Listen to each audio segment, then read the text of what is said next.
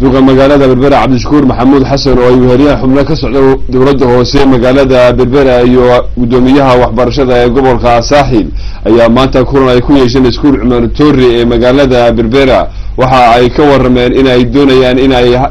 sameeyaan barnaamij la doonayo bal in xog loogu ururiyo dugsiyada hoose dhexe ee gobolka Saaxil taasi oo duqu sheegay in lagu wado in dawladda hoose magaalada Berbera ay la wareegto dugsiyada hoose dhexe ee gobolka Saaxil taasi oo siyaasad guud oo dhinaca maamul daadejinta oo ay wado wasaaradda waxbarashada ee dalka Jamhuuriyadda Soomaaliland gudoomiyaha oo arrintaasi ka hadlayana waxa hadaladiisii kamid ahaa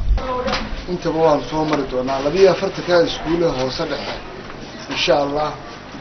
واي الان من هاد علنو وزاره waxbarashada wasiirada wasiir samsan oo wasiirka ugu horeeyay ee maamul daadijin ku sameeyay dawladaha hoose inay qaban karaan capacity-gaas oo dadkooda danayn karaan ay qaban karaan ku dhiiratay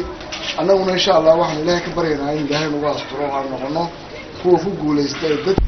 sidoo kale halkaasi waxa hadalka ka soo jeediyay xubnaha ka socday dawladda hoose magaalada Berbera sida agaasimaha maaliyadda ee dawladda hoose magaalada Berbera iyo gudoomiyaha waxbarashada ee gobolka Saaxil waa hawl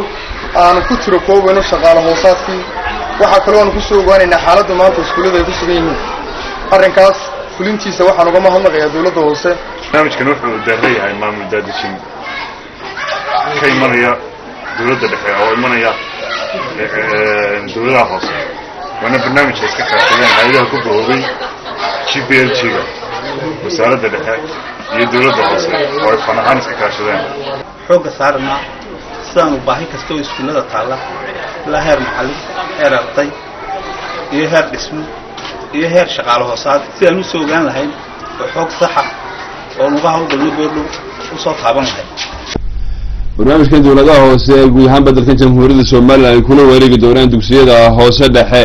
ee dalka Jamhuuriyadda Soomaaliland ayaa dad badan ay u arkaan inuu wax weyn ka tari doono